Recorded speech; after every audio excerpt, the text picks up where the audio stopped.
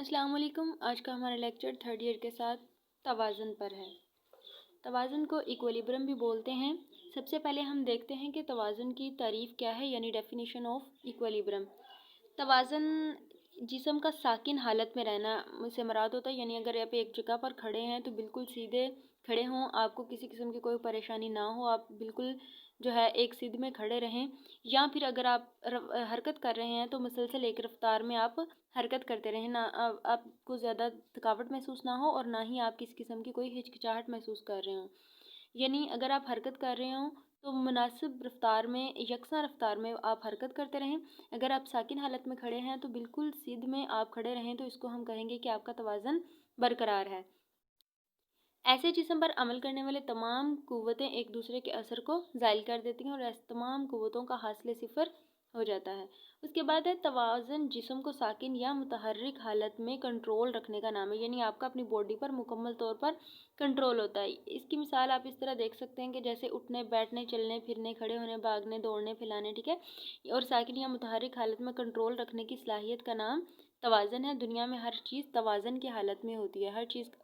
ایک توازن ہوتا ہے۔ اب دیکھیے، اگر آپ ایک جو ہے دیوار ہے، ٹھیک ہے، آپ اس کے اوپر چل رہے ہیں دیوار کے اوپر، تو آپ زیادہ لڑکھڑائے نہیں، بلکہ آپ ایک سیدھ میں بالکل ترتیب کے ساتھ جائیں، تو اس کا مطلب یہ ہوگا کہ آپ کا توازن برقرار ہے۔ اب ہم آتے ہیں توازن کی اقسام کی طرف۔ اگر ہم توازن کی اقسام کو دیکھیں تو اس کو 3 حصوں میں تقسیم کیا گیا ہے۔ پہلا قیام پذیر توازن ہے، دوسرا ناقیام پذیر توازن ہے، اور تیسرا ہے تعدیلی توازن۔ جب ہم قیام پذیر توازن کی بات کرتے ہیں تو ہمارے ذہن میں یہ بات آتی ہے کہ جب ہم کسی بھی جسم کو تھوڑی سی قوت لگاتے ہیں اور اس کو حرکت دیتے ہیں، حرکت دینے کے بعد وہ واپس اس جگہ سے ہٹ جائے لیکن دوبارہ واپس اپنی اصلی حالت میں واپس آ جائے، تو اس کو ہم کہیں گے کہ وہ قیام پذیر توازن ہے۔ مثلا گراؤنڈ میں ایک کرکٹ بیٹ پڑا ہوا ہے، آپ نے اس کو اٹھا کر چھوڑ دیا ہے، تھوڑا سا ہم نے اوپر اس کو اٹھایا اور پھر چھوڑ دیا، وہ واپس ویسے ہی زمین پر آ کے گرے گا، تو اس کا مطلب یہ ہوگا کہ یہ قیام پذیر توازن ہے۔ اب ہم اس کی دوسری قسم جو ہے غیر قیام پذیر توازن جو ہے یا ناقیام پذیر توازن کی بات کریں تو اس کا مطلب یہ ہوتا ہے کہ جب آپ کسی چیز کو حرکت دیتے ہیں، حرکت دینے کے بعد وہ چیز واپس دوبارہ اپنی اصلی حالت میں نہ آئے، تو اس کو ہم کہیں گے کہ یہ ناقیام پذیر توازن ہے۔ مثلا میز پر پڑے ہوئے کرکٹ بیٹ جو ہے،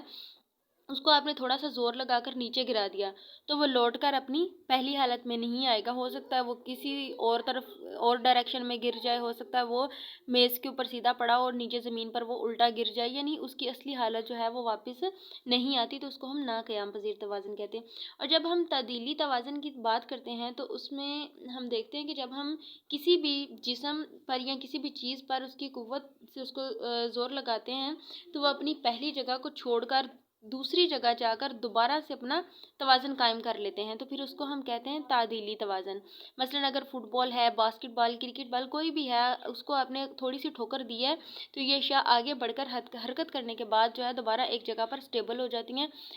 تھوڑا سا مطلب ایسے ہم نے بال کو ٹھوکر لگائی ہے تو وہ گراؤنڈ میں تھوڑا سا دور جانے کے بعد دوبارہ سے توازن قائم کر کے ایک جگہ پہ کھڑی ہو جاتی ہیں۔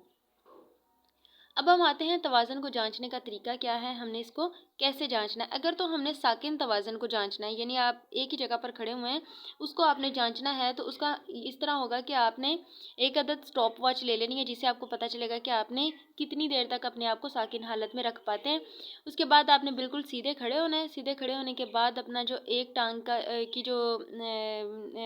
ٹو ہے نا، اس کو دوسرے ٹانگ کی نی کے نیچے بالکل لگانا ہے، ٹھیک ہے، وہ لگا کے آپ نے بالکل ایک سیدھ میں کھڑے رہنا۔ تو پھر ایک جو دوسرا ٹیسٹ لینے والا ہوتا ہے وہ آپ کو ٹائم نوٹ کر رہا ہوتا ہے سٹاپ واچ پہ۔ اس کے دوران اس کی جو ایڑی ہوتی ہے اس کو زمین سے آپ نے اٹھائے رکھنا ہوتا ہے کہ کتنی دیر تک آپ اس طرح کھڑے رہ سکتے ہیں۔ اس کے بعد متحرک توازن جو ہوتا ہے اس کو جانچنے کا طریقہ یہ ہوتا ہے کہ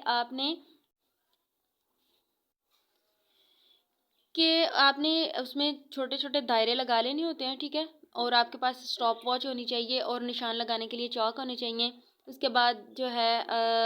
ایک جو ٹیسٹ لینے والا ہوتا ہے وہ دائرے لگا رہا ہوتا ہے. اس کے بعد آپ نے اس کو ایک دائرے میں آپ نے پاؤں رکھا ہے، پھر جمپ کر کے دوسرے دائرے میں دوسرا پاؤں رکھنا ہے، پھر جمپ کر کے تیسرے دائرے میں پہلے والا دوبارہ پاؤں رکھنا ہے. اس کا مطلب یہ ہوتا ہے کہ آپ کا جو پاؤں ہے وہ لائنیں جو لگی ہوتی ہیں دائرے کی ادھر اس سے ادھر ادھر نہیں ہونا چاہیے، بالکل درمیان میں دائرے کے اندر جانا چاہیے. ٹھیک ہے، تو اس سے پتہ چل جائے گا کہ آپ کا متحرک توازن کیسا ہے. اس کے بعد توازن کی حالت کو بڑھانے کے طریقہ کار کیا ہیں؟ تو اس طرح یہ ہوگا کہ آپ نے سر کے بال کھڑے ہو گئے ہیں، اپنے سر اور ہاتھوں سے جو ہے آپ نے زمین کو اس کو لگانا ہے، جیسے سر کے بال کھڑے ہوتے ہیں اس طرح زیادہ سے زیادہ دیر تک کھڑے رہنا ہے، کوشش کرنی ہے. اس سے آپ کا توازن برقرار ہوتا ہے. اس کے بعد جو ہے آپ نے بازوؤں کے سہارے کھڑے ہو کر جو ہے دیوار کو پاؤں لگا لیے، یا دیوار کو ساتھ پاؤں کو اٹیچ کر کے آپ کھڑے ہو گئے ہو الٹا، یعنی کھڑے ہو گئے دیوار کو ٹانگیں لگا کے پاؤں لگا کے، تو اس سے بھی آپ کا توازن جو ہے بڑھے گا. پھر توازن کے چند بنیادی قوانین کی طرف ہم جاتے ہیں، تو اس میں یہ آتا ہے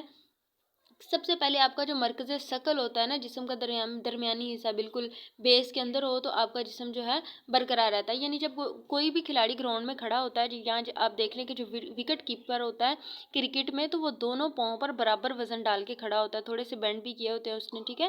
تو اس کا مطلب یہ ہوتا ہے کہ اگر وہ دونوں پاؤں پر برابر وزن ڈال کے کھڑا رہے گا تو اس کا توازن برقرار رہے گا. لیکن اگر اس نے ایک ٹانگ پر زیادہ وزن ڈال دیا، دوسری ٹانگ پہ کم وزن ڈالا، تو اس کا مطلب یہ ہوتا ہے کہ اس کا توازن برقرار نہیں ہے. پھر اگر جسم کا مرکز ثقل بنیاد کے بالکل درمیان ہو تو توازن جو ہے زیادہ ہوگا، اور اگر کناروں پر ہو تو توازن کم ہوگا. جس طرح دوران کھیل اگر ایک کھلاڑی دونوں ٹانگوں پر برابر وزن ڈال کر کھڑا ہو تو وہ اپنی جگہ پر بڑا مستحکم کھڑا ہوتا ہے. ایک ٹانگ پر جو اگر وزن ڈالے گا تو وہ